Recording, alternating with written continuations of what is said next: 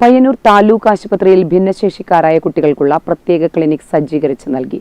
വിദ്യാർത്ഥികൾ മാതൃകയായി Payyanur Tayaneri SABTM higher secondary school NSS യൂണിറ്റിന്റെ നേതൃത്വത്തിലായിരുന്നു പ്രവൃത്തി ഏറ്റെടുത്ത് നടപ്പിലാക്കിയത്. സാമൂഹ്യനീതി വകുപ്പും കാലിക്കറ്റ് യൂണിവേഴ്സിറ്റി മനഃശാസ്ത്ര വിഭാഗവും സംയുക്തമായി നടത്തുന്ന പ്രൊജക്ടിന്റെ ഭാഗമാണ് ഈ ക്ലിനിക്.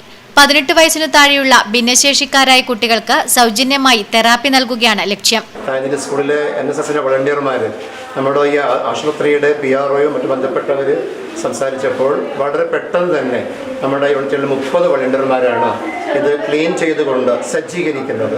ഈ പ്രവർത്തനങ്ങളുമായി നമ്മുടെ മക്കൾ പൂർണ്ണമായി നമ്മുടെ കുട്ടികൾക്ക് വേണ്ടിയിട്ട്, ഭിന്നശേഷിക്കാരായ നമ്മുടെ മക്കൾക്ക് വേണ്ടിയിട്ട്, പ്രത്യേകിച്ച് പയ്യന്നൂർ നഗരസഭയാണ് ഇത് കൈകാര്യം ചെയ്യുന്നത്.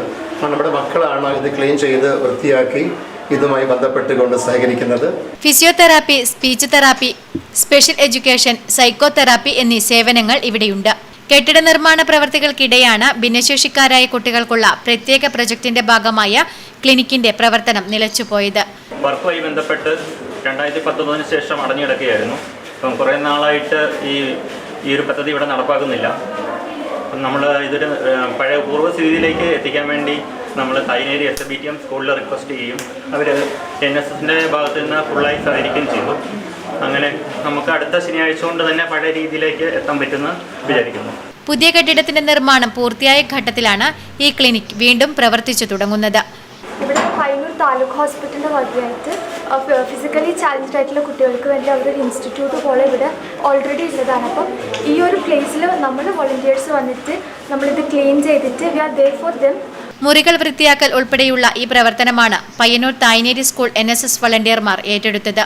പ്രവർത്തനങ്ങളുടെ ഉദ്ഘാടനം നഗരസഭാ ചെയർപേഴ്സൺ KV ലളിത നിർവഹിച്ചു. കുറച്ച് മാസങ്ങളായി ആശുപത്രിയുടെ വികസന പ്രവർത്തനങ്ങളുമായി ബന്ധപ്പെട്ട്, പുതിയ കെട്ടിടം ഉണ്ടാക്കുന്നതുമായി ബന്ധപ്പെട്ട് CDMRP പ്രവർത്തിച്ചു വന്നിരുന്ന ഈ കെട്ടിടം താൽക്കാലികമായി പ്രവർത്തിക്കാൻ പറ്റാത്ത ഒരു സാഹചര്യമായിരുന്നു ഉണ്ടായിരുന്നത്. ഈ കെട്ടിടം നല്ല നിലയിൽ നവീകരിച്ചുകൊണ്ട് തുടർന്നും ഇത് പ്രവർത്തനത്തിന് ഉതകുന്ന രീതിയിലേക്ക് മാറ്റിയെടുത്തിരിക്കുകയാണ്.